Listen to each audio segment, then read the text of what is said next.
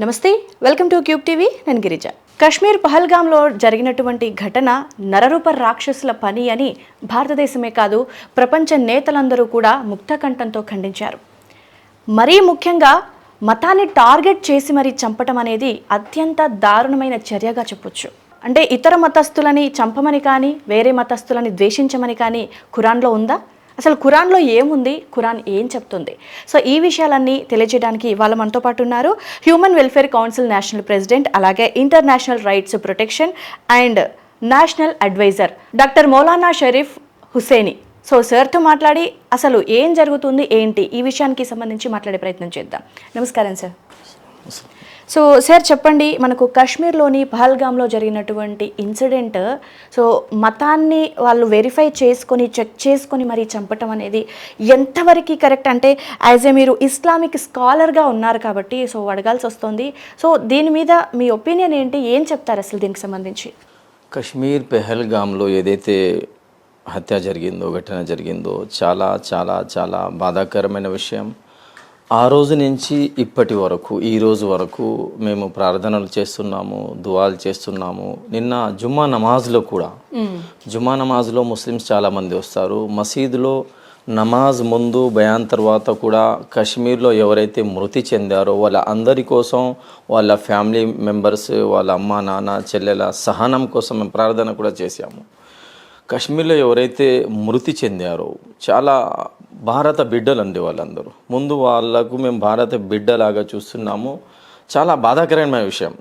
ఇలాంటి సంఘటన ఎవరైతే చేశారో ఉగ్రవాదులు, అక్కడ చేసిన ఎవరైతే దుష్ట శక్తులు అన్యాయంగా అక్కడ 27 మందికి ఎవరైతే చంపేశారో ఆ దుర్మార్గులకు, ఆ ఉగ్రవాదులకు పట్టుకొని వచ్చి మేము నరేంద్ర మోడీ గారితో రిక్వెస్ట్ చేస్తున్నాము, అమిత్ షా గారితో రిక్వెస్ట్ చేస్తున్నాము.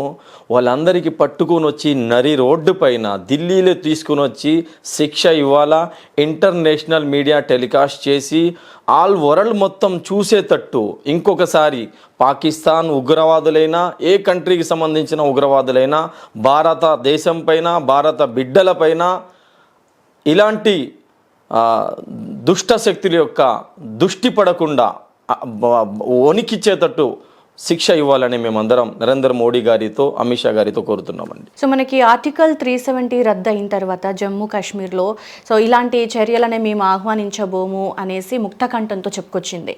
సో ఇలాంటి మూమెంట్లో పాకిస్తాన్ చేస్తున్నటువంటి ఈ చర్యలపై సో ఆఫ్టర్ ఆర్టికల్ 370 రద్దు అయిన తర్వాత ఇలాంటి చర్యలు అనేది సో దాన్ని ఏ విధంగా చూస్తారు మీరు? ఇది పాకిస్తాన్ కావాలని హిందూ ముస్లింల మధ్య ఐక్యతను దూరం చేయడం కోసం కొంతమంది దుష్ట శక్తులు, ఉగ్రవాదులు చేస్తున్న పని అండి ఇది. ఇప్పుడు అక్కడ మతాన్ని చూసి ముస్లిమా కాదా అని చంపారు అక్కడ. అంటే అక్కడ చంపే వాళ్ళు నార్మల్గా కూడా చంపవచ్చు, నార్మల్గా చంపితే ఏముండదు, ఒక మనిషి చనిపోయాడు అయిపోయింది. అక్కడ కూడా చర్చలు అవుతాయి, బాధ ఉంటుంది. కానీ హిందూ ముస్లిమ్స్ మధ్య ఐక్యత గనక దూరం అయితే భారతదేశం ముక్కలు ముక్కలుగా అయిపోద్ది. ఇక్కడ హిందూ ముస్లిం కొట్టుకొని వస్తారు. భారతదేశం డెవలప్ కాకూడదని కొంతమంది దుష్ట శక్తులు, ఉగ్రవాదులు కావాలని మతం అడిగి అక్కడ చంపేశారండి. ఇప్పుడు చంపేసే వారికి ఏ మతం ఉండదు, ఉగ్రవాదులకు ఏ మతం లేదండి. ముస్లిమ్స్లో కూడా ఉగ్రవాదులు ఉంటారు, ముస్లిం మతంలో పుట్టి ఉంటారు. కానీ ఇస్లాం ఉగ్రవాదానికి సహించదు, ఉగ్రవాదానికి పర్మిషన్ ఇవ్వదు. క్రిస్టియానిటీ కూడా, బైబుల్ కూడా మీరు వేరే మతస్థులకు చంపండి అని బైబుల్ కూడా చెప్పదు, రామాయణం కూడా చెప్పదు, భగవద్గీత చెప్పదు, ఖురాన్ కూడా చెప్పదు, ఏ మతం కూడా చెప్పదు. వీళ్ళు ఉగ్రవాదులకు ఏ మతం గడ్డాలు ఉండొచ్చు, టోపీలు ఉండొచ్చు. వీళ్ళు ముస్లిమ్సే కాదు, ముస్లిమ్స్ ఎలా ఉండాలా? ఇప్పుడు అక్కడ 26 మందికి చంపారు. ఆ చంపే ఘటన చూసిన తర్వాత ఆదిల్ హుసేన్ షా అనే ఒక యువకుడు, ముస్లిం అండి అతను ఇస్లాంకు ఫాలో చేసే మనిషి. ఇస్లాం ఏం చెప్తుంది? ఎదుటి మనిషి ఇబ్బందిలో ఉన్నాడు, ఆపదలో ఉన్నాడు, వాడికి ఆపద నుంచి బయటికి అని ఇస్లాం చెప్తుంది. ఆదిల్ హుసేన్ షా అనే ఒక వ్యక్తి, నిజమైన ముస్లిం ఎలా ఉంటాడంటే ఆదిల్ హుసేన్ షా చూడండి. ఆదిల్ హుసేన్ షా ఆ ఉగ్రవాదుల చేతిలో నుంచి గన్ను, తుపాకులు లాక్కుంటాడు, వాళ్ళతో పోరాటం చేస్తాడు. ఆదిల్ హుసేన్ షాకి తెలుసు. ఆదిల్ హుసేన్ షా దగ్గర ఆప్షన్ కూడా ఉన్నది. ఏం ఆప్షన్ ఉంది? అయ్యా నేను ముస్లిం అని చెప్పేసి వదిలేసే వాళ్ళు ఉగ్రవాదులు. వాళ్ళు హిందువులకు చంపడానికి, ఎందుకంటే హిందువా కాదా, కలిమా చదవండి, కలిమా వస్తుందా లేదా అని హిందూ ముస్లింల మధ్య ఐక్యతను దూరం చేయడం కోసం పాకిస్తాన్ వాళ్ళైనా టెర్రరిస్టులైనా ఈ ప్లానింగ్తో పనిచేసిన పని. ఆదిల్ హుసేన్ షాకి తెలుసు ఆప్షన్ ఉంది, నేను ముస్లిం అయ్యా అంటే వదిలేస్తారు. కానీ కూడా హిందూ బిడ్డలను కాపాడడం కోసం, భారతీయులను కాపాడడం కోసం, మన మహిళలను కాపాడడం కోసం, భారత బిడ్డలను కాపాడడం కోసం ఆదిల్ హుసేన్ షా వాళ్ళతో పోరాడతాడు. పోరాడి అక్కడే మృతి చెందుతాడు. నిజమైన ఇస్లాం ఏం నేర్పిస్తుందంటే ఆదిల్ హుసేన్ షాని చూస్తే ఒకసారి అర్థమైపోద్ది. అలాగే నజాకత్ అనే ఒక వ్యక్తి, మన బీజేపీ లీడర్స్ కూడా సోషల్ మీడియా పెట్టున్నారు. చాలామంది హిందూ సోదరులు కూడా వేరే మతానికి సంబంధించిన వాళ్ళు కూడా నజాకత్ అలీ గురించి సోషల్ మీడియాలో పాజిటివ్గా పెడుతున్నారు. నజాకత్ అలీ 11 మందికి ఆ సమయంలో ఉగ్రవాదులు ఉన్నారు, తుపాకీలు తీసుకొని ఉన్నారు, కాల్చొచ్చు, తన ప్రాణానికి లెక్క చేయకుండా 11 మందికి పట్టుకొని వచ్చి భుజాల పైన ఎక్కించుకొని వచ్చి వాళ్ళని కాపాడతాడు. అలాగే దగ్గర 1000 మందికి అక్కడ ఆ కశ్మీర్ ఏరియాలో ఉన్న ముస్లిమ్స్, అక్కడ ముస్లిమ్స్ గడ్డం ఉన్నోళ్ళు, బుర్ఖా ఉన్నోళ్ళు, అక్కడ ఇస్లాంకు ఫాలో చేసే వాళ్ళే 1000 మందికి అక్కడి నుంచి కాపాడతారు. ఫ్రీగా వాళ్ళకు ట్రావెలింగ్ చేపిస్తారు, ఆటోలో తీసుకెళ్తారు. ఆటోలో వచ్చిన వాళ్ళు అక్కడి నుంచి బయటపడి వచ్చిన వాళ్ళు చెప్తున్నారు, అయ్యా అక్కడ ముస్లిమ్స్ ఒకవేళ మాకు హెల్ప్ చేయకుంటే మా ప్రాణాలు కూడా పోయాయి, మాకు అంత హెల్ప్ చేశారు, మేము ఆటోకు కిరాయి డబ్బులు ఇచ్చినా కూడా వాళ్ళు అల్లా కోసం డబ్బులు ఇవ్వకండి, మీరు మా మెహమాన్లు మా దగ్గరకు వచ్చారు, టూరిస్టులు, మీ సేవ చేయడం మన పైన విధి చేశారు దేవుడు అని వాళ్ళందరూ మాకు హెల్ప్ చేశారు, భోజనం తినిపించారు, వాళ్ళ ఇళ్లలో మాకు ప్రొటెక్షన్ ఇచ్చారని అక్కడ చాలా మంది హిందూ సోదరులు కూడా చెప్తున్నారు. మీరు సోషల్ మీడియాలో చూడవచ్చు. ఓకే, సో ఇక్కడ మెయిన్ థింగ్ ఏంటంటే అండి, సో కాశ్మీర్లో ముస్లింలని వదిలేసి హిందువులని టార్గెట్ చేసి చంపటం అనేది చాలా హేయమైన చర్య. సో మీరు అన్నట్టుగా ఉగ్రవాదులకి మతం లేదు అనుకున్నప్పుడు సో ముస్లిమ్స్ని ఎందుకు వదిలేసింది, హిందువులని ఎందుకు టార్గెట్ చేసింది? సో అంటే మీకు సోదర భావం ఉందనే ఆ భావజాలంతోనే ఏమైనా ముస్లిం సోదరులని వదిలేసింది అనుకోవచ్చా? చిన్న మాట మేడం, వాళ్ళకు ఇస్లాం గురించి గనక ఒక 10% నాలెడ్జ్ ఉన్నా వాళ్ళు ఉగ్రవాదుల్లాగా తయారు అవ్వరు. ఇస్లాం ఉగ్రవాదానికి సహించదు, ఉగ్రవాదానికి పర్మిషన్ ఇవ్వదు, ఉగ్రవాదానికి దగ్గర తీయదు, ఉగ్రవాదానికి ఇస్లాంకి ఎటువంటి సంబంధం లేదు. 10% కనుక ఇస్లాం నాలెడ్జ్ ఉంటే వీళ్ళు ఉగ్రవాదుల్లాగా తయారవ్వరు. పేరుకి గడ్డం ఉన్నది, పేరుకు టోపీ ఉన్నది, పేరుకు వాళ్ళకు బట్టలు ఉండొచ్చు కానీ, లిబాస్ ఉండొచ్చు కానీ ఉగ్రవాదులకు ఏ మతం ఉండదండి. వాళ్ళు కావాలని చేసిన పని ఇది. ఎందుకంటే ఇప్పుడు మేము కనుక చూసుకుంటే, ఇప్పుడు ఇక్కడ ముస్లిమ్సా ఏ కులానికి సంబంధించిన వ్యక్తి అని ఇక్కడ గమనించి వాళ్ళకి అడిగి చంపేశారు. ఇప్పుడు ఒక 2 years బ్యాక్ మేము చూసాము, ట్రైన్లో జర్నీ చేసేటప్పుడు ఒక పోలీస్ అధికారి, రైల్వే పోలీస్, అతను నువ్వు ఏ కులానికి సంబంధించిన వ్యక్తి, నువ్వు ముస్లిం కదా, జై శ్రీరామ్ అని చెప్పకుంటే నేను కొట్టేస్తా అని ఆ మనిషికి మోడీ తెరా బాప్ అని చెప్పేసి షూట్ చేసి చంపేశాడు. ఎవరు? ఒక పోలీస్ అధికారి. సోషల్ మీడియాలో అందరూ చూశారు, అతనికి అరెస్ట్ కూడా చేశారు. ఇప్పుడు ఆ చంపిన వ్యక్తి హిందూ ఇంట్లో పుట్టి ఉంటాడు కనుక హిందూయిజం, హిందూ పుస్తకాలు, రామాయణం, భగవద్గీత ఈ మొత్తం ఉగ్రవాదం నేర్పిస్తుంది మేము చెప్పమండి. సో హిందువుల్లో పుట్టిన వాళ్ళు చంపారు అన్నారు కదా, సో మనకి ఉగ్రవాదుల్లో కూడా హిందూ పర్సన్ని పట్టుకొని జై పాకిస్తాన్ అంటూ బలవంతంగా నినాదాన్ని చేయించి ఆ తర్వాత చంపేశారు. సో ఇలాంటి ఘటనలు కూడా జరుగుతున్నాయి. అంటే ఇంత బలవంతంగా నమ్మబలికించి ప్రాణాలు, అంటే ఇంకా పోతే ప్రాణాలు అనుకున్న క్షణంలో జై పాకిస్తాన్ అని పలికారు, కానీ ఆ తర్వాత ప్రాణాలు కూడా దక్కలేదు. చిన్న మాట మేడం, టెర్రరిస్ట్, ఉగ్రవాది హిందూ ఇంట్లో పుట్టి అయినా, ముస్లిం ఇంట్లో పుట్టి ఉన్న, క్రిస్టియన్స్ వాళ్ళ ఇంట్లో పుట్టి ఉన్న వాడికి ఉగ్రవాది లెక్కనే మేము చూడాలి. ముస్లిం అని చూడకూడదు, హిందూ అని చూడకూడదు, క్రిస్టియన్ అని చూడకూడదు. ఎందుకంటే ఒక రేపిస్ట్ ఉన్నాడు, ఇప్పుడు రేప్ చేసేవాడు, రేపిస్ట్కి మేము రేపిస్ట్ లెక్కనే చూడాలా. వాడు హిందువా, ముస్లిమా, క్రైస్తవా ఇలా చూడకూడదు. ఎందుకంటే ఒకవేళ ఉగ్రవాదికి మేము వాడి మతంతో చుట్టేస్తే పూర్తి మతానికి చెడ్డు పేరు వస్తుంది. హిందువులు ఉన్నారు, ఇప్పుడు జై శ్రీరామ్ మసీదుల ముందు ఎన్ని ఘటనలు హైదరాబాద్లో జరిగాయి, బయట కూడా జరుగుతున్నాయి. మన చాలా భారతదేశంలో మసీదుల దగ్గరికి వెళ్ళి రంజాన్ టైంలో, నమాజ్ టైంలో జై శ్రీరామ్ అని పెద్దగా ఇచ్చేసి, తల్వాళ్ళు బయట ఇచ్చేసి, కొంతమంది మన తబరీజ్ అన్సారీ ఘటన జరిగింది, అలాగే చాలామంది అఖ్లాక్ ఘటన జరిగింది, చాలామంది జై శ్రీరామ్ అని చెప్పండి లేకపోతే మీకు చంపేస్తామని చేస్తున్నారు.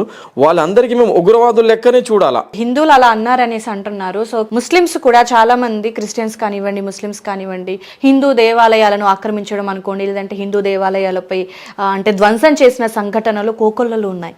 సో చర్యకి ప్రతిచర్య అన్నట్టుగా జరుగుతూ వచ్చాయి ఇప్పటి వరకు అయితే. ఈ హిందూ దేవాలయాల్ని ఆక్రమించండి అని ఇస్లాం చెప్పదండి. టీపు సుల్తాన్ ఎవరైతే టీపు సుల్తాన్ షహీద్ రహమతుల్లాహి మీ అందరికి తెలుసు, అంత పెద్ద రాజా అయ్యుండి కూడా టీపు సుల్తాన్ 5,000 ఎకరాలు మందిరాల కోసం ఇచ్చాడు. మందిరాల్లో పూజ చేసే ఎవరైతే మన పూజారులు ఉన్నారో వాళ్ళందరికీ శాలరీ ఇచ్చేవాడు. ఎవరు? టిపు సుల్తాన్ షహీద్ రహమతుల్లాహి. చాలామంది ముస్లిం రాజాలు మందిరాల కోసం స్థలం ఇచ్చిన మీరు ఘటన చూసి ఉండొచ్చు. అలాగే కేరళలో కూడా ఎంతోమంది ముస్లిమ్స్ మందిరాల కోసం స్థలం ఇచ్చారు.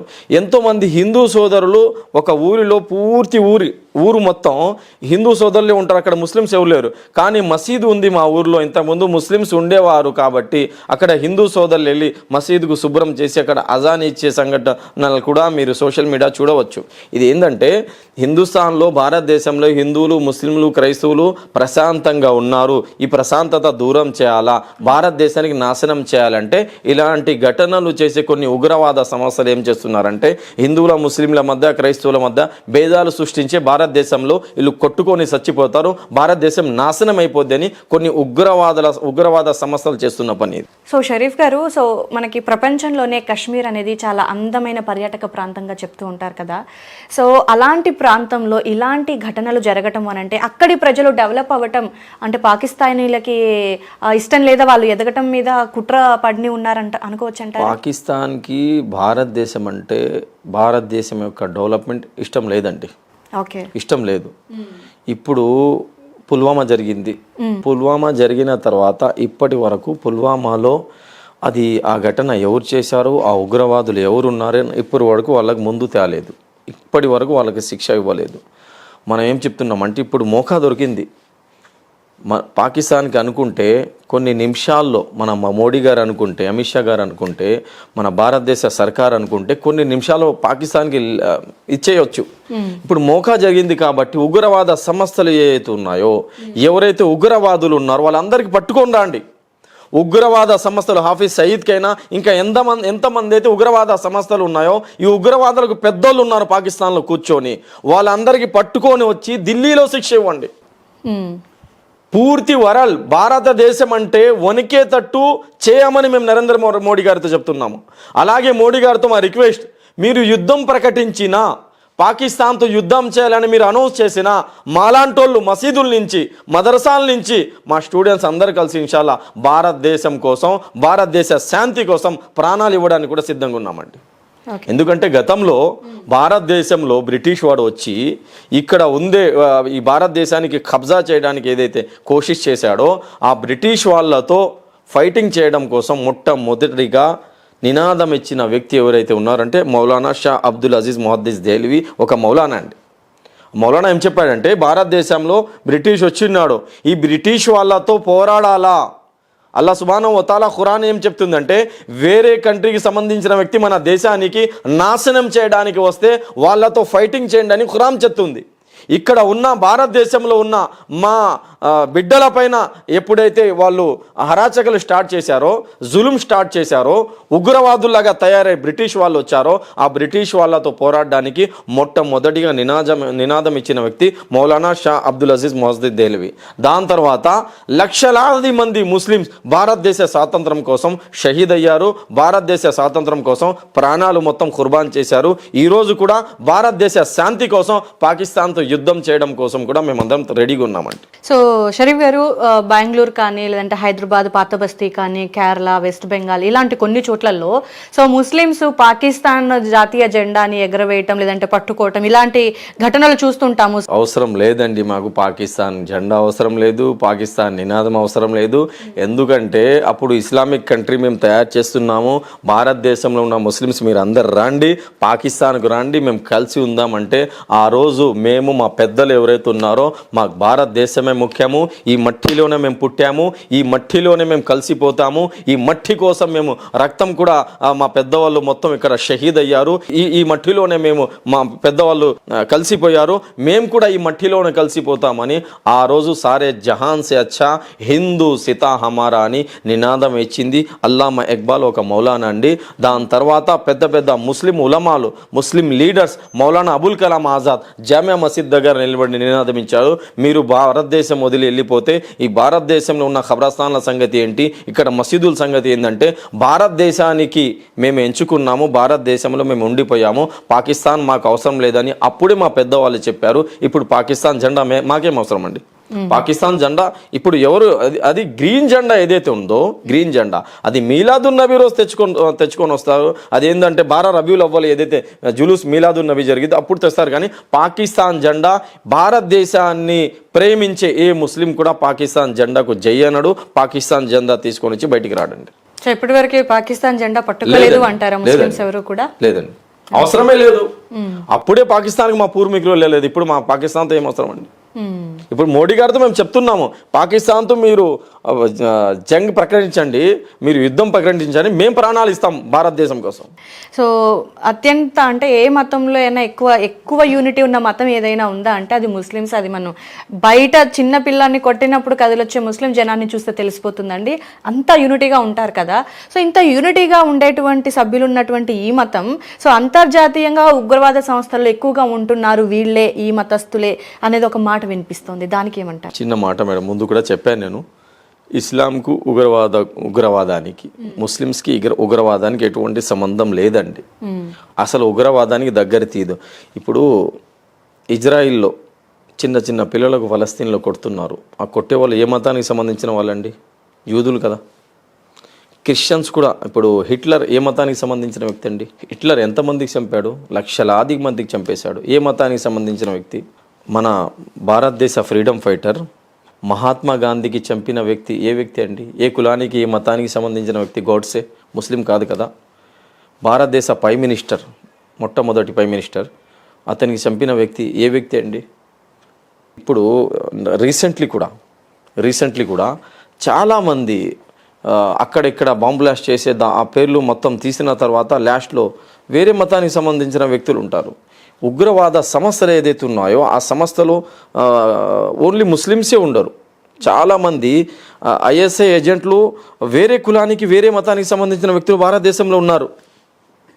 నేను చెప్పాను కదా, గాంధీజీకి చంపిన వ్యక్తి ముస్లిం కాదు, హిట్లర్ లక్షలాది మందికి చంపిన వ్యక్తి ముస్లిం కాదు, బ్రిటిష్ వాళ్ళు లక్షలాది మందితో పోరాటం చేసి లక్షలాది మంది భారతదేశంలో స్వాతంత్రం కోసం పోరాడారు. ఆ కొట్టిన వాళ్ళు కూడా ఉగ్రవాదులు కదా, బ్రిటిష్ వాళ్ళు కూడా ఉగ్రవాదులు, వాళ్ళు ముస్లిమ్స్ కాదు. ఇజ్రాయిల్ వాళ్ళు చిన్న చిన్న పిల్లల్ని ఫలస్తీన్లో కొడుతున్నారు, వాళ్ళు కూడా ముస్లిమ్స్ కాదు. ముస్లిమ్సే కాకుండా ఉగ్రవాదుల సంస్థలు కొన్ని ఉంటాయి. ఆ సంస్థలో ప్రతి కులానికి, ప్రతి మతానికి సంబంధించిన వ్యక్తులు ఉంటారు. వాళ్ళు శైతాన్ టీం అండి. అలాంటి ఉగ్రవాద సంస్థలు ఎక్కువగా మీ మతస్థులు ఉన్నారా అనే పేరు ఎక్కువగా వినిపిస్తూ ఉంటుంది కదా. అది సోషల్ మీడియా చేస్తుంది. ఆ social media, before social media కూడా ఎక్కడైనా బాంబ్ బ్లాస్ట్ జరిగినప్పుడు కానివ్వండి, లేదంటే మనకు ఆర్మీ జవాన్ల మీద జరిగినటువంటి పుల్వామా దాడి లాంటి ఎలాంటి అనేక దాడులు జరిగినప్పుడు కూడా ఇప్పటి వరకు వాళ్ళు ముందుకు రాలేదండి. ఇప్పటి వరకు ఇలాంటి దాడుల్లో మనకు రివీల్ అయిన నేమ్స్ ని కనుక చూసుకుంటే అది మీ మతానికి చెందిన వారిగానే అనిపిస్తుంది. అది పేర్లు ఉంటాయండి, వాళ్ళు పేర్లు ముస్లిం పేర్లు అబ్దుల్ రహమాన్ పెట్టుకోవచ్చు, అబ్దుల్లా పెట్టుకోవచ్చు, అహ్మద్ పెట్టుకోవచ్చు, మొహమ్మద్ పెట్టుకోవచ్చు, కానీ ఇస్లాంకి వాళ్ళకి ఎటువంటి సంబంధం ఉండదండి. నేను చెప్పాను కదా, 5% 10% కనుక వాళ్ళకి ఇస్లాం నాలెడ్జ్ ఉంటే మనుషులకు, వాళ్ళు మన ఇస్లాం ఏం చెప్తుంది, నీ పొడుగువాడు ఆకలితో నిద్రపోతే, నువ్వు కడుపు నిండా గనక తిని నిద్రపోతే, నీ పొడుగువాడు ఆకలితో ఇబ్బందితో నిద్రపోతే నువ్వు విశ్వాసి కాలేవు, నువ్వు ముస్లిమే కాలేవు అని ఇస్లాం చెప్తుంది. అలాంటి ఇస్లాం ఉగ్రవాదానికి సహనం ఇవ్వదు, ఉగ్రవాదుల్లాగా తయారవ్వండి ఇస్లాం చెప్పదని. ప్రవక్త ముహమ్మద్ సల్లల్లాహు అలైహి వసల్లం జీవితం ఒకసారి కనుక మీరు చూసుకుంటే 63 yearsలో ప్రవక్త ముహమ్మద్ సల్లల్లాహు అలైహి వసల్లం అతని చేతులతో, అతని పనులతో, అతని మాటలతో 63 yearsలో ఒక్క మనిషి కూడా ఇబ్బంది జరగలేదండి. మీరు హిస్టరీ చూడండి. మన గాంధీజీ గారు ఇస్లాం గురించి, ప్రవక్త గారి గురించి ఏం చెప్తున్నారు? Islam got a place in the world not with sword but with the behaviour of last messenger of the God Muhammad సల్లల్లాహు అలైహి వసల్లం. ఇస్లాం అనేది కత్తితో స్ప్రెడ్ కాలేదు. ఇస్లాం ముహమ్మద్ సల్లల్లాహు అలైహి వసల్లం వారి జీవిత చరిత్రను జనాలు చదివి అతని మంచితనం చూసి జనాలు ఇస్లాంలో వచ్చారు, కానీ ఇస్లాం కత్తితో స్ప్రెడ్ కాలేదని గాంధీజీ గారు కూడా చెప్తున్నారు.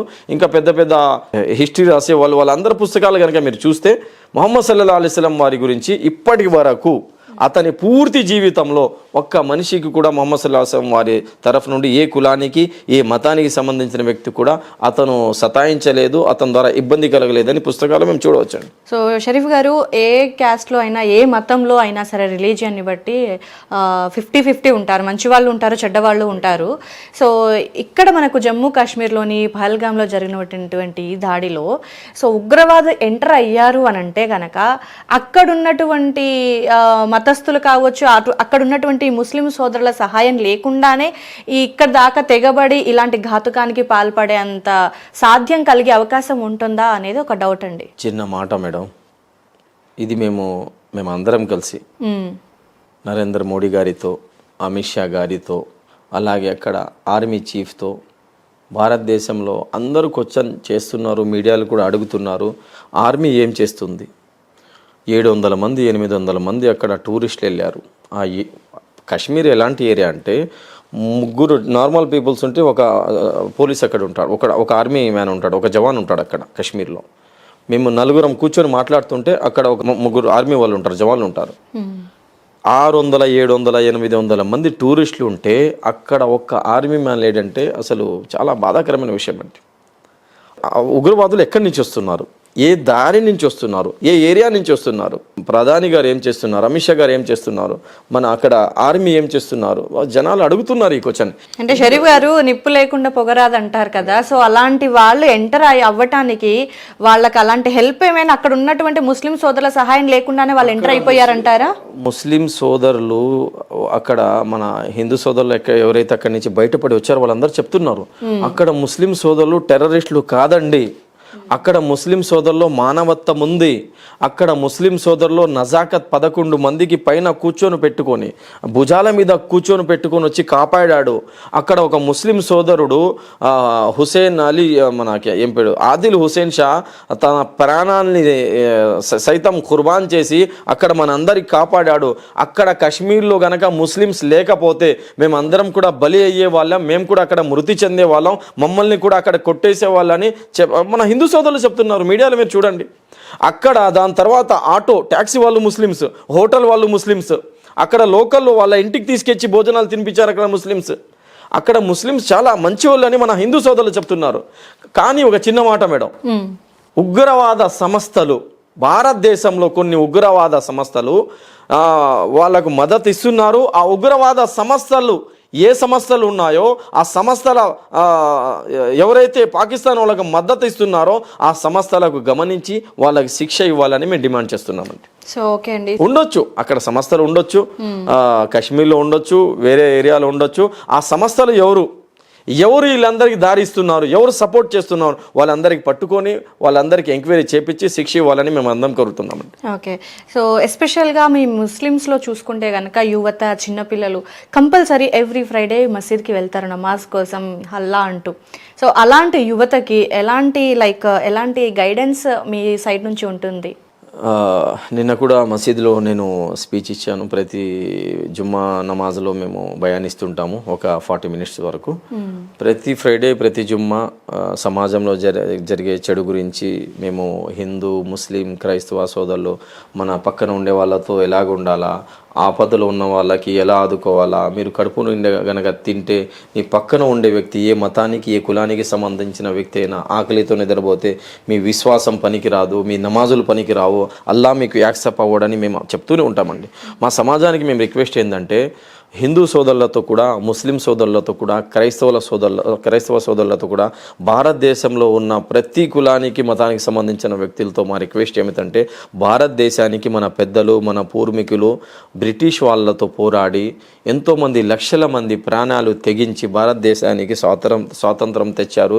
ఈ భారతదేశానికి మేము కాపాడుకోవాలంటే హిందువులు, ముస్లింలు, క్రైస్తవులు, సిక్కులు అందరూ కలిసి యూనిటీగా ఉండాలా, అందరితో ప్రేమించాలా, మా మతాన్ని మేము ఖురాన్కు మేము ఫాలో చేసుకుంటూ ప్రవక్త గారి చెప్పిన విధానం మేము నడుచుకుంటూ నమాజులు చదువుకుంటూ వేరే మతస్థులు ఎవరైతే ఉన్నారో వాళ్ళందరితో ప్రేమగా ఉండండి, వాళ్ళందరితో కలిసిమెలిసి ఉండండి.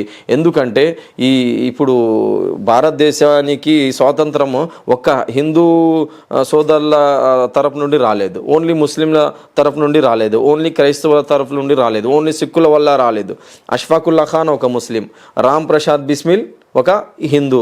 అష్ఫాకుల్లా ఖాన్, రామ్ ప్రసాద్ బిస్మిల్, ఇంకా చాలామంది సిక్ సోదరులు, క్రైస్తవ సోదరులు, దళిత సోదరులు, అంబేద్కర్ గారు, గాంధీజీ గారు, పెద్దవాళ్ళు అందరు కలిసి పోరాడితే భారతదేశానికి స్వాతంత్రం వచ్చింది. మన భారతదేశం డెవలప్ కావాలంటే హిందూ, ముస్లిం, క్రైస్తవ, క్రిస్టియన్స్, సిక్కులు అందరు కలిసి ప్రేమగా ఉంటే, ఎలాగైతే ఒక ఇంటికి 4 పిల్లర్లు ఉంటాయో ఒక పిల్లర్ కనుక పడిపోతే ఇల్లు వీక్ అయిపోతుంది, కూలిపోతుంది. అలాగే హిందూ, ముస్లిం, క్రిస్టియన్, సిక్ ఎన్ని మతాలు అయితే ఉన్నాయో అన్ని మతాల వాళ్ళతో కనుక ప్రేమతో యూనిటీగా ఉంటే మన భారతదేశం మంచిగా ఉంటుంది, డెవలప్ అవుతుంది. మన భారతదేశంలో మేము హిందూ, ముస్లిం కొట్టుకొని వస్తే భారతదేశం నాశనమే అవుతుంది. ఓకే, యూనిటీగా ఉండాలి, హిందూ ముస్లిం భాయి అనేది వింటున్నాము, చదువుతున్నాము. సో నిజంగా భాయిగానే కలుపుకుపోయే అవకాశాలు కనిపిస్తున్నాయి. ఎందుకంటే మనకి ఇన్సిడెంట్ జరిగింది ఒక 2 రోజులు 3 రోజుల సమయం కావస్తుంది. సో ఇప్పటి వరకు ఈ పహల్గామ్ ఇన్సిడెంట్ కి సంబంధించి మీ మత పెద్దలు ఎవరైనా స్పందించారా దీనిపై? ఖచ్చితంగా అండి, మా మత పెద్దలు స్పందిస్తున్నారు. నేను ఎక్కడా చూడలేదు స్పందించినట్టుగా. మత గురువులు, పెద్దవాళ్ళు వాళ్ళందరూ ఖండించారు, రోడ్ పైకి వచ్చారు. తర్వాత వెంటనే వేరే రోజే మేము మసీద్ బయటకు వచ్చి క్యాండిల్ మార్క్ తీసాము, ఖండించాము, మీడియాలు కూడా మాట్లాడాము. నిన్న మొత్తం జుమ్మా బయాన్ మొత్తం ఆ ఉగ్రవాద సంస్థల గురించి, ఉగ్రవాదుల గురించి, అసలు ఉగ్రవాదుల్లాగా వీళ్ళు ఎందుకు తయారవుతున్నారు అని నిన్న మొత్తం జుమ్మా స్పీచ్ కూడా అదే ఇచ్చాము.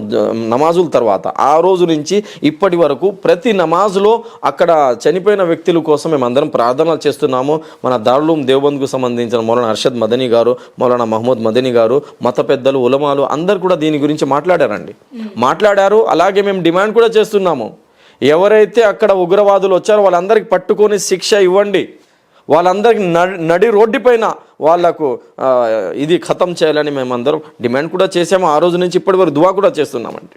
ఓకే, సో ఇంకా అలాగే ఎవరైతే అక్కడ మృతి చెందారో వాళ్ళందరికీ, ఫ్యామిలీస్కి అందరికీ ఆదుకోవాలా, వాళ్ళందరికీ గవర్నమెంట్ సపోర్ట్ చేయాలని మేము గవర్నమెంట్ కూడా డిమాండ్ చేస్తున్నాం. అంటే జుమ్మాలో మీరు జరిగినటువంటి ఇన్సిడెంట్ కి సంబంధించి ఇలా ఉండకూడదు అనే ఉపదేశాన్ని అందిస్తారా? నెక్స్ట్ రాబోయే జనరేషన్స్ పిల్లలకి ఎలా చెప్తారు? ఖచ్చితంగా అండి, మేము నిన్న జుమ్మా బయాన్లో కూడా చెప్పాము, ప్రతి ఫ్రైడే మేము చెప్తుంటాము, అందరితో కలిసిమెలిసి ఉండండి. ఇస్లాం ఏం నేర్పిస్తుంది? అందరితో కలిసిమెలిసి ఉండాలా. మన అందరికి ఏ కులానికి సంబంధించిన, ఏ మతానికి సంబంధించిన వ్యక్తులైనా మన అందరి అమ్మా నాన్న ఆదం హవ్వ భారతదేశ మిట్టితో, హిందూకి అయినా క్రిస్టియన్కి అయినా సిక్ ఇక్కడ ఎవరైతే పుట్టారో అందరికీ ఒకే మట్టితో దేవుడు సృష్టించాడు. మన అందరి రక్తం ఒక్కటే, మన అందరం పీల్చే గాలి ఒక్కటే, మనం నివసించే భూమి ఒక్కటే, అందరికి మేము అదే. సో మీరు జుమ్మాలో చెప్పేటువంటిది నెక్స్ట్ జనరేషన్స్ కానీ పిల్లలు కానీ వింటారా, పాటిస్తారా? ఖచ్చితంగా వింటున్నారు, పాటిస్తున్నారు. మేము దానిపైన ప్రాక్టికల్గా అమలు కూడా చేస్తున్నాము. ఇప్పుడు కరోనా వచ్చినప్పటి నుంచి కరోనాలో ఎంతోమంది అంత్యక్రియలు మేము చేశాము, సమాజానికి కూడా మేము అదే మెసేజ్ ఇచ్చాము. అరే, ఏ కులానికి, ఏ మతానికి సంబంధించిన వ్యక్తి అయినా వాళ్ళకి హెల్ప్ చేయాలా, మంచిగా ఉండాలని నా చేతులతో, అలాగే మా టీం చేతులతో ఎంతోమంది నాన్ ముస్లిమ్స్, హిందూ సోదరుల అంత్యక్రియలు ఈ చేతులతో మేము చేసామండి. ఎంతోమందికి రక్తదానం చేశాము, ప్లాస్మా డొనేషన్ చేశాము. మీరు పేపర్ కట్స్ చూడవచ్చు, యూట్యూబ్లో చూడవచ్చు. మన సంస్థ తరఫు నుండి కొన్ని వేలాది మందికి రక్తదానం చేసి ఉన్నాము. కులం చూడలేదు, మతం చూడలేదు. నైట్ 1 గంట కాల్స్ వస్తాయి. అరే, ఏ మతానికి, ఏ కులానికి సంబంధించిన వ్యక్తి అయినా ఫోన్ వచ్చింది రక్తం కావాలని, వెంటనే మేము వెళ్ళిపోతాము. మాతో పాటు పూజారులు ఉన్నారు, మాతో పాటు ఫాస్టర్లు ఉన్నారు, మాతో పాటు ప్రతి కులానికి, ప్రతి మతానికి సంబంధించిన పెద్దలు ఉన్నారు. మేము అందరం కలిసి, హిందూ, ముస్లిం, క్రైస్తవ సోదరులు అందరు కలిసి కుల మతాలకు అతీతంగా సేవా కార్యక్రమాలు చేయాలా, ఎవరు ఆపదలో ఉంటే వాళ్ళకు ఆదుకోవాలని మేము మసీదుల్లో కూడా ఇదే, ఇస్లాం కూడా మాకు ఇదే నేర్పిస్తుంది. మేము కూడా మా జనరేషన్ పిల్లలకు కూడా ఇదే నేర్పిస్తున్నామండి. సో ముస్లిం సోదరులకి సంబంధించి మీ మసీదుల్లో కావచ్చు, లేదంటే మతానికి సంబంధించి కావచ్చు, రాజకీయంగా ఎలాంటి ప్రభావం ఉంది? సో ఎలాంటి సపోర్ట్ అందుతుంది మీకు? మన ఆంధ్రప్రదేశ్లో అయితే, నేను ఆంధ్రప్రదేశ్కి సంబంధించిన వ్యక్తి, చంద్రబాబు నాయుడు గారు ఎలక్షన్ ముందు వచ్చారు, మీ పైన ఏమైనా ఆపద వస్తే నేను కాపాడతాను, నేనున్నాను, వక్ఫ్ అమెండ్మెంట్ బిల్ని నేను పాస్ కానివ్వను, అది ఇది అని చెప్పారు. చంద్రబాబు నాయుడు గారు కొన్ని చాలా మంచి పనులు చేస్తున్నారండి. మేము అతనికి అభిమానిస్తాము. చాలా పెద్ద రాజకీయ నాయకుడు, చాలా సీనియర్, ఎన్నోసార్లు సీఎంగా ఉన్నారు అతనంటే చాలా అభిమానం కూడా. ఎలక్షన్ ముందు ముస్లిం మత గురువులు, ఉలమాలు చాలామంది చంద్రబాబు నాయుడు గారికి గెలిపించడానికి చాలా ప్రయత్నాలు చేశారు. అయితే చంద్రబాబు నాయుడు గారు మొట్టమొదటిగా ఆంధ్రప్రదేశ్లో ఇమాములకు 10,000 జీతం, మౌజన్లకు 5,000 జీతం స్టార్ట్ చేసింది అతనే, పెద్ద ఆయనే. మేము అతనికి చాలా రెస్పెక్ట్ చేస్తున్నాం ఇప్పుడు కూడా. కానీ చంద్రబాబు నాయుడు గారికి ఏమైపోయిందో నాకు తెలియదు. అతను ఒక రాంగ్ స్టెప్ వేశారు. ఎలక్షన్ ముందు ఒక మాట చెప్పారు, నేను కాపాడుతాను, నేనున్నాను, అన్ని విధాలుగా మీ ముస్లిమ్స్కు నేను డెవలప్ చేస్తానని చంద్రబాబు నాయుడు గారు చెప్పారు. కానీ వక్ఫ్ అమెండ్మెంట్ బిల్ ఏదైతే మా భూములు ఉన్నాయో, మసీదుకు సంబంధించిన భూములు, మదరసాలకు సంబంధించిన భూములు, దర్గాలకు సంబంధించిన భూములు, వక్ఫ్ అంటే నాకు ఒక భూమి ఉందండి, నాకు చాలా భూములు ఉన్నాయి, ఆస్తి ఉంది, నేను చనిపోతే ఏం తీసుకొని అయితే నేను వెళ్ళాను కదా, ఇది మా ముస్లిమ్స్లకు నేను ఇచ్చేస్తున్నా, మసీదులకు ఇచ్చేస్తున్నా, మదరసాలకు ఇచ్చేస్తున్నా, ఖబరస్థాన్లకు ఇచ్చేస్తున్నా, దర్గాకు ఇచ్చేస్తున్నా, ఈ భూమి ద్వారా మీరు మసీద్ కట్టుకోండి, ఇక్కడ ఒక స్కూల్ కట్టండి, ఇక్కడ ఒక మదరసా కట్టండి, ఇక్కడ ఒక మంచి పనులు చేయండి, ఇక్కడ ఒక హాస్పిటల్ కట్టండి, ఈ భూమిలో ఏదైతే మంచి కార్యక్రమాలు అవుతాయో ఆ పుణ్యం నాకు వస్తుందని నా ఆస్తిని నేను అల్లా మార్గంలో ఇచ్చేయడానికి దీన్ని వక్ఫ్ అంటారండి. ఇది మన పూర్వీకులు, మన పెద్దలు 9,40,000 ఎకరాలు భూమిలో భారతదేశంలో ముస్లిమ్స్కు, ఇస్లాం కోసం, ముస్లిం సోదరుల కోసం వక్ఫ్ చేసిన ఈ భూములు ఏదైతే ఉన్నాయో ఈ భూముల పైన ఏదైతే యాక్ట్ తెచ్చారో ఈ యాక్ట్ని చంద్రబాబు నాయుడు గారు మొట్టమొదటిగా వక్ఫ్ అమెండ్మెంట్ బిల్కి సపోర్ట్ చేశారు. దీంతో కొద్దిగా మాకు ఇబ్బంది కలిగింది, బాధ కలిగింది. చాలామంది ముస్లిం సోదరులు, ముస్లిం మత గురువులు ఎవరైతే ఎలక్షన్ ముందు చంద్రబాబు నాయుడు గారికి సపోర్ట్ చేశారో వాళ్ళందరూ చాలా బాధలో ఉన్నారండి. అయితే ఈ వక్ఫ్ రావటం వల్ల అంటే ముస్లిమ్స్లో ఉన్నటువంటి పేదరికంతో ఉన్నటువంటి మహిళలు కావచ్చు, లేదంటే మిగతా వాళ్ళు కావచ్చు, యూజ్ అవుతుంది అని అంటున్నారు. సో ఎంతవరకు యూజ్ అవుతుంది అనేది మీ పాయింట్లో? ఎంతవరకు యూజ్ అవుతుందంటే మేడం, ఇప్పుడు చిన్న మాట, మెయిన్ దీంట్లో అబ్జెక్షన్ ఏంటంటే వక్ఫ్ అమెండ్మెంట్ బిల్లో ఈ వక్ఫ్ ఆస్తులు ఏదైతే ఈ కమిటీ ఉంటుందో దీంట్లో ఇద్దరికి హిందూ సోదరులకు వేస్తామని చెప్తున్నారు. హిందూ సోదరుల సంస్థలు ఉన్నాయి, ఒక గుడికి సంబంధించిన సంస్థ అనుకోండి, లేకపోతే తిరుపతికి సంబంధించిన సంస్థ అనుకోండి, దాంట్లో ముస్లింలకు ఎంటర్ చేయడం కరెక్టా మీరు చెప్పండి? చేయరు కదా. ఇప్పుడు క్రైస్తవులు ఉన్నారో వాళ్ళకు చర్చిల కమిటీలు ఉంటాయి, దాంట్లో ముస్లింలకు ఎంట్రీ ఇవ్వరు. ఇక నేను చాలా గుడిలకు వెళ్తుంటాను, నేను మన ఊరి దగ్గర భైరవకన్యకి వెళ్తుంటా, ఏమైనా గుడిలో ప్రోగ్రామ్ ఉంటే ప్రోగ్రామ్కి వెళ్తా, అక్కడ ఏమైనా అన్నదాన కార్యక్రమాలు ఉంటే అక్కడ కూడా నేను పాల్గొంటా. అలాగే ఇదే భిక్షా ప్రోగ్రామ్ జరుగుతుంటుంది కదా సంవత్సరానికి ఒకసారి, మన ఇది ఏమంటే అయ్యప్ప మాల, వాళ్ళ దగ్గర కూడా మేము వెళ్తాము, అక్కడ కూడా అన్నదాన కార్యక్రమాలు చేస్తాము. ఎందుకంటే ఇంటిగ్రిటీ, జాతీయ సమైక్యత, హిందూ ముస్లింల మధ్య తింటారైతే మీరు, మేము అక్కడ ప్రోగ్రామ్కి వెళ్తాము. మన ఎంతోమంది మన హిందూ సోదరులు ఎవరైతే ఉన్నారో వాళ్ళ ఇంటికి వెళ్ళి నేను దావత్ తింటాను, వాళ్ళు మా ఇంటికి వెళ్తుంటారు, ఇఫ్తార్ దావత్లో వాళ్ళు పాల్గొంటారు, అంతా కలిసిమెలిసి ఉంటామండి. దాంట్లో మాకు అభ్యంతరం ఏం లేదు. మేమందరం ఇప్పటి వరకు మన హ్యూమన్ వెల్ఫేర్ కౌన్సిల్లో ప్రెసిడెంట్ ఒక ముస్లిం అయితే, సెక్రటరీ ఒక హిందూ, జనరల్ సెక్రటరీ వచ్చి ఒక క్రిస్టియన్, ఇలాగ కుల మతాలకు అతీతంగా మేము పనిచేస్తున్నామండి. నేను చెప్పేది ఏంటంటే, ఎలాగైతే ఒక మందిరంలో, ఒక గుడిలో ముస్లింలకు ఆ కమిటీలో యాక్సెప్ట్ చేయరో తీసుకోకూడదు కూడా. ఎందుకంటే వాళ్ళ కార్యక్రమాలు, వాళ్ళ కండిషన్స్, వాళ్ళ రూల్స్, ఆ మతం ఏం చెప్తుంది వాళ్ళకి మంచిగా తెలుసు, మాకు తెలియదు కదా. తిరుపతి కమిటీలో మాకేంటని మేము అడగం కూడా, మాకు అవసరం కూడా లేదు. క్రిస్టియన్స్ ఎవరైతే కమిటీస్ ఉంటాయో దాంట్లో కూడా మాకు అవసరం లేదు. ముస్లిం వక్ఫ్కు సంబంధించిన ఆస్తుల దీంట్లో హిందూ సోదరులకు ఇద్దరికి కమిటీలో వేస్తామంటే ఇది మాకు అబ్జెక్షన్కరమైన విషయం, అంతే, ఇంకేం లేదు. సో షరీఫ్ గారు, పాకిస్తాన్ ప్రేరేపిత ఉగ్రవాదానికి ఎక్కువగా ఇండియా ముస్లిమ్స్ సోదరులు ఆకర్షితులవుతున్నారు. సో ఎందుకు దీన్ని ఆపేటువంటి మార్గం ఏమైనా ఉందా? సో ఎందుకు ఫస్ట్ ఆఫ్ ఆల్ పాకిస్తాన్ ఉగ్రవాదానికి ముస్లిం సోదరులే ఎందుకు అంత అట్రాక్ట్ అవుతారు అంటే ఏం చెప్తారు అసలు? పాకిస్తాన్ ఉగ్రవాద సంస్థలలో భారతదేశానికి సంబంధించిన వ్యక్తి ఎవరైనా, ఒకవేళ అది ఏ కులానికి సంబంధించిన వ్యక్తి అయినా, ముస్లిమ్స్ అయినా, వాడికి అక్కడ పోయే ముందే వాడు గనక కనపడితే వాడికి ముందు ఖతం చేయండి అని మేము చెప్తున్నామండి. ఎందుకంటే భారతదేశ శాంతిని దూరం చేయడం కోసం ఎవరు పోయినా, ఒకవేళ ఇప్పుడు ఇప్పుడు ఇంటెలిజెన్స్ ఉంది, ఎస్బీ ఉంది, వాళ్ళందరూ గమనిస్తున్నారు కదా. ఎవరైనా లింక్స్ ఎవరికైనా ఉంటే పాకిస్తాన్ ఉగ్రవాద సంస్థలతో వాళ్ళందరికీ ఎంక్వైరీ చేసి వాళ్ళందరికీ శిక్ష ఇవ్వాలని మేము కోరుతున్నాము. సో ఎందుకు అంటే దీన్ని ఆపాలి అని అంటే ముస్లిం సోదరులు వెళ్లకుండా పాకిస్తాన్ ఎవరు వెళ్తున్నారు చూపించండి మీరు, చూపించండి. అంటే ఇప్పుడు ఉన్న చోట ఎవరైనా వాళ్ళు వచ్చి బాంబ్ బ్లాస్ట్ చేసేదాకా ఉగ్రవాదులు ఇక్కడ ఉన్నారు అని మనం ఎవరూ కనిపెట్టలేము. ఎందుకంటే పర్యాటకంగా వందల మంది వస్తూ ఉంటారు, అందులో పర్టికులర్ ఒక పర్సన్ ని మనం జడ్జ్ చేయలేం కదండి. పుల్వామాలో అక్కడ ఎవరు చేశారు ఇప్పటి వరకు నిరూపించలేకపోయారు, ఇప్పటి వరకు వాళ్ళకి శిక్ష జరగలేదు. అజ్మీర్లో దాడి జరిగింది, అజ్మీర్లో దాడి ఎవరు చేశారు? ముస్లిమ్స్ చేయాలా, వేరే మతానికి సంబంధించిన వ్యక్తులు చేశారు. మణిపూర్లో మతం పేరుతో అక్కడ ఎంతమందికి చంపేశారు? ఏ మతానికి సంబంధించిన వ్యక్తులు? అక్కడ గోధరాలో గుజరాత్లో ఎంతమందికి చంపేశారు? మతం చూసి చంపారు. ఏ కులానికి ఏ మతానికి సంబంధించిన వ్యక్తులు? అంటే వీటన్నిటి దాడుల్లో ముస్లిం సోదరులు లేరు అంటారా? లేరండి, ఖచ్చితంగా లేరు, 100% లేరు. గుజరాత్లో గోధరాలో ముస్లిం సమాజానికి, ముస్లిం పిల్లలకు, ముస్లిం అమ్మాయిలకు, కడుపులో బిడ్డలున్న లేడీస్లకు కూడా రోడ్ పైన తీసుకొచ్చి కొట్టేశారు కదండి.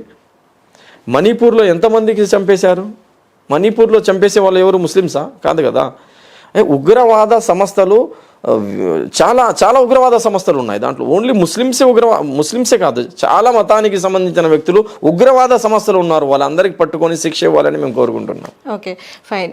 అయితే ఉగ్రవాదానికి ఎవరైనా సరే వాళ్ళకి సపోర్టివ్గా ఉండి లేదంటే వాళ్ళకి అట్రాక్ట్ అయ్యే సోదరులు మీ ముస్లిం మతంలో ఉన్నట్లయితే గనక, సో మీకు తెలిసింది అనుకోండి, సో వాళ్ళని ఎలా మీరు ఆపేస్తారనమాట? ఫస్ట్ వాళ్ళకి తీసుకుని వెళ్ళి మేము డిపార్ట్మెంట్ దగ్గర తీసుకెళ్ళి ఇది ఉగ్రవాదాన్ని చూపించి వాళ్ళకి శిక్ష ఇప్పిస్తామండి. అంటే మనిషిలో మార్పుని ఏ విధంగా కోరుకుంటారు అంటే? మీరున్నారండి, మీ ఏరియాలో ఎంతమంది ముస్లిమ్స్ ఉన్నారు? మీ ఇంటి దగ్గర చుట్టుపక్కల చాలా మంది ముస్లిమ్స్ ఉన్నారు కదా. ఎవరైనా మిమ్మల్ని ఎప్పుడైనా తిట్టాడా? ఎవరైనా కొట్టాడా? అరే మీరు హిందూ కదా, మీరు బొట్టు పెట్టుకుంటున్నారు, మీరు గుడికి వెళ్తున్నారు, ఎవరైనా ఎప్పుడైనా మీకు ఏమైనా అన్నారా? లేదు కదా. ఏ వ్యక్తి కూడా ఇక్కడ ఏ కులానికి మతానికి సంబంధించిన వ్యక్తితో లకుం దీనుకు వలియదీన్, నా దీనిపైన నేను నడుస్తాను, నా నమాజ్ నేను చదువుకుంటాను, మీ పూజతో నాకు అభ్యంతరం లేదు. అలాగ భారతదేశానికి సంబంధించిన వ్యక్తులు ఉగ్రవాదం అనేది లేదండి, వేస్ట్ మాటలు. సో మీ ముస్లిమ్స్లో ఎక్కువగా వినిపించేది షరీఫ్ గారు జిహాద్ అనేది అంటూ ఉంటారు కదా. సో జిహాద్ అంటే ఏంటి? ఖురాన్లో అసలు ఏముంది? మహమ్మద్ ప్రవక్త ఏం చెప్పారు? అంటే ఇతర మతస్థులని ద్వేషించమని లేదంటే ఇతర మతస్థులని చంపమని ఖురాన్లో ఏమైనా ఉందా? ఖురాన్ అలా చెప్తుందంటారా? అసలు చిన్న మాట మేడం, ఇప్పుడు ఇక్కడ బ్రదర్ కూడా హిందూ సమాజానికి సంబంధించిన వ్యక్తి, మీరు కూడా హిందూ, అతను కూడా హిందూ. ఎప్పుడైనా ఏ ముస్లిం అయినా మీకు చంపడానికి వచ్చాడా? మీకు ఇబ్బంది కలిగించాడా? మీ పర్సనల్ జనరల్గా మీ చుట్టుపక్కల ఉండే ముస్లిమ్స్ ఎప్పుడైనా మీతో ఇలాంటి వ్యవహారం చూపించాడా? లేదు కదా. నేనైతే ఫేస్ చేయలేదు కదా. అలాగే ఏ ముస్లిం కూడా జిహాద్ అంటే కత్తి తీసుకొని పొడవడం జిహాద్ కాదండి. జిహాద్ అంటే ప్రవక్త ముహమ్మద్ సల్లల్లాహు అలైహి వసల్లం వారి దగ్గరికి ఒక మనిషి వస్తాడు, అడుగుతాడు, ఓ ముహమ్మద్ ప్రవక్త జిహాద్ అంటే ఏంటి? నేను జిహాద్ చేయాలనుకుంటున్నా. ప్రవక్త గారు మీ అమ్మా నాన్న ఉన్నారా? ఉన్నారు నా అమ్మా నాన్న. మీ అమ్మా నాన్నకు సేవ చెయ్యి, మీ తల్లిదండ్రులకు నువ్వు సేవ చెయ్యి, వాళ్లకు అవసరమైన వస్తువులు తెచ్చి వాళ్లకు కాళ్ళు నొక్కు, వాళ్లకు సేవ చేయి, వాళ్లకు మంచిగా చూసుకో, ఇదే జిహాద్ అని ప్రవక్త ముహమ్మద్ సల్లల్లాహు అలైహి వసల్లం వారు చెప్పారు. జనరల్గా జిహాద్ అంటే మేము స్పష్టంగా చెప్తున్నా, మీరు కూడా జిహాద్ చేస్తున్నారండి. ఎలాగంటే సమాజానికి చెడు నుంచి మంచి వరకు తీసుకొచ్చే ప్రయత్నం ఎవరైతే చేస్తున్నారో వాళ్ళందరూ జిహాద్ చేస్తున్నారు. చెడు నుంచి మనిషిని కాపాడడం కూడా జిహాదే. ఆదిల్ హుసేన్ షా ఏదైతే కశ్మీర్లో చేశాడో, ఉగ్రవాదులతో పోరాడి అక్కడ ఉండే జనాల్ని, మన భారతదేశ బిడ్డల్ని కాపాడడం కోసం ప్రాణాలు తెగించాడో, దీన్ని జిహాద్ అంటారండి. ఇప్పుడు జిహాద్ అంటే నెగిటివ్గా కాదా? లేదండి, 100%. నేను ఇంకా స్పష్టంగా చెప్తాను వినండి. ఎవరైనా మా ఏరియాలో హిందువులకైనా క్రైస్తవులకైనా సిక్కులకైనా ఏ మతానికి సంబంధించిన వ్యక్తులకైనా ఏ కులానికి సంబంధించిన వ్యక్తులపైనైనా దౌర్జన్యం చేస్తుంటే, వాళ్ళకి కొడుతుంటే, వాళ్ళకి ఇబ్బంది కలిగిస్తుంటే, వాళ్ళ అక్కడ ఉండే మన హిందూ సోదరులకు, క్రైస్తవ సోదరులకు, దళిత సోదరులకు, వేరే కులానికి సంబంధించిన వ్యక్తులకైనా, ఏ కులానికి ఏ మతానికి సంబంధించిన వ్యక్తులకైనా వాళ్లకు ఆ ఇబ్బంది నుంచి కాపాడడం కోసం పోరాటం ఏదైతే చేస్తామో ఆ పోరాటానికి జిహాద్ అంటాము. అలాగే బ్రిటిష్ వాళ్ళు భారతదేశానికి కబ్జా చేయడానికి ఏదైతే వచ్చారో ఆ బ్రిటిష్ వాళ్ళతో పోరాడడం కోసం ఏదైతే మేము నినాదం ఇచ్చామో, బ్రిటిష్ వాళ్ళతో ఏదైతే మేము పోరాడి మన భారతదేశానికి మేము కాపాడుకున్నామో దాన్ని జిహాద్ అంటారండి. ఇప్పుడు మీ ఇంటికి ఎవరైనా వస్తారండి, మీకు కొట్టడానికైనా మీ ఇంట్లో ఏమైనా వస్తువులు తీసుకెళ్ళడానికి మీకు ఇబ్బంది కలిగించడానికి మీరేం చేస్తారు, మీ హస్బెండ్ ఏం చేస్తారు, మీ ఇంట్లో ఉన్న వాళ్ళు వాళ్ళతో డిఫెన్స్ చేస్తారు కదా, పోరాడతారు కదా. మీ దగ్గర ఎంత శక్తి ఉందో అంత శక్తితో వాళ్ళకి పోరాడతారు, వాళ్ళకి కొడతారు. వాళ్ళు మీకు కొట్టడానికి వస్తే మీరు డిఫెన్స్ ఏదైతే చేస్తారో ఈ డిఫెన్స్ చేయడానికి జిహాద్ అంటారు. మరి ఎందుకు జిహాద్ అంటే చాలా నెగిటివ్ వేలో బయట మనకి కనిపిస్తుంది?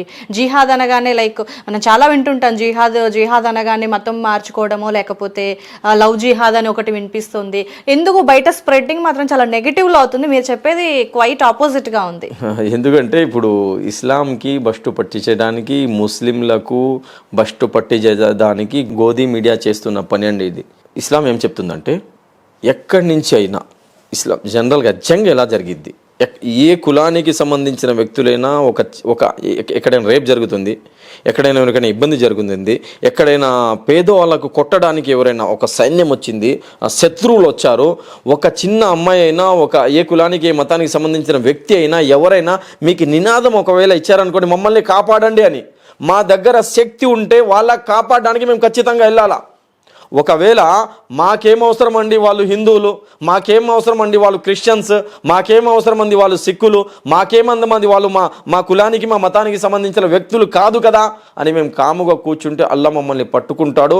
వాళ్ళను ఆ దుష్ట శక్తుల నుంచి, ఆ టెర్రరిస్టుల నుంచి, ఆ దుర్మార్గుల నుంచి, ఆ శైతాన్ల నుంచి కాపాడడం కోసం ఏదైతే మేము వెళ్తామో దాన్ని జిహాద్ అంటారండి.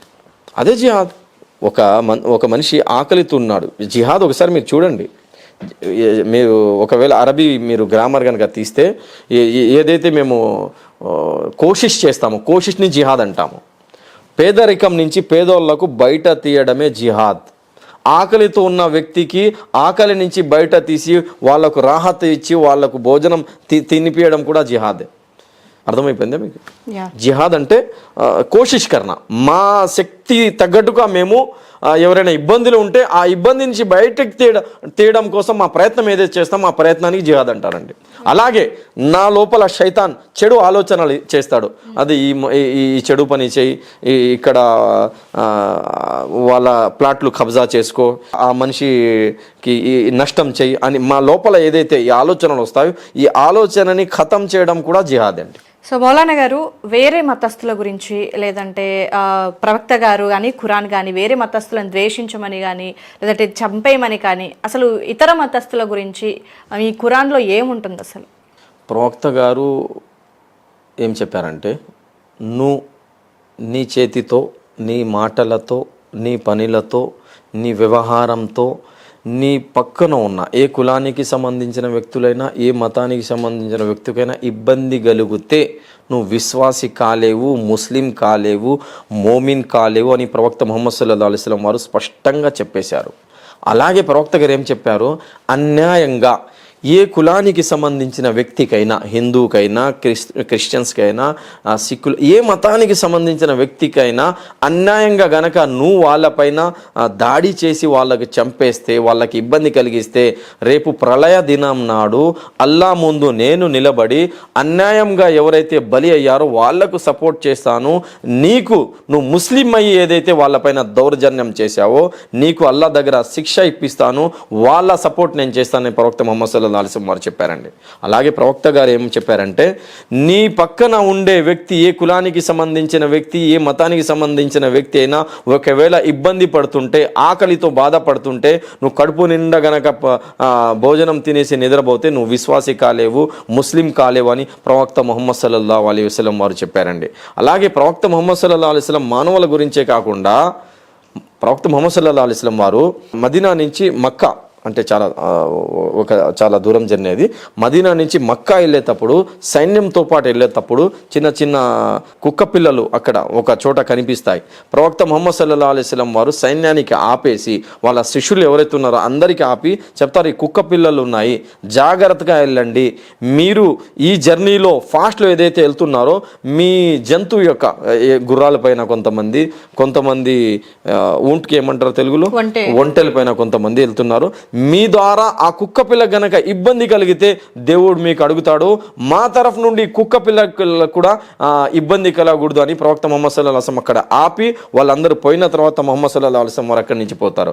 అలాగే ప్రవక్త ముహమ్మద్ సల్లల్లాహు అలైహి వసల్లం ఏం చెప్పారంటే, మీరు గనక జర్నీలో వెళ్ళేటప్పుడు మీకు పాస్ ఒకవేళ వస్తే, అవసరం పడితే, మీరు టాయిలెట్కి వెళ్ళాలనుకుంటే ఎక్కడైతే చెట్టులు ఉంటాయో, చిన్న చిన్న పుట్టలు ఉంటాయో, చిన్న చిన్న చీమలు ఉంటాయో గమనించండి.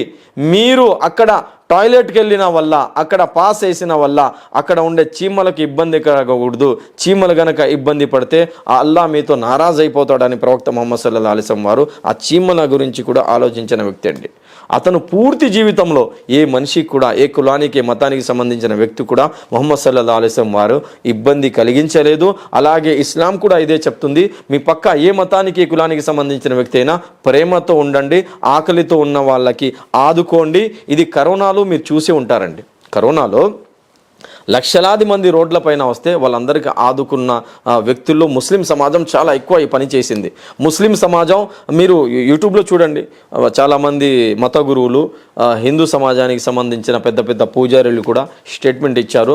స్వామి విజయశంకర్ గారు నా గురించి కూడా యూట్యూబ్లో వీడియో పెట్టున్న, ఇప్పుడు కూడా ఆ వీడియో ఉంది. ఒక ముస్లిం సమాజానికి సంబంధించిన వ్యక్తి ఎంతోమంది హిందూ సోదరుల అంత్యక్రియలు చేశారు. వాళ్ళ మతానికి సంబంధించిన ఏదైతే కార్యక్రమాలు అన్నీ మేం చేశామండి.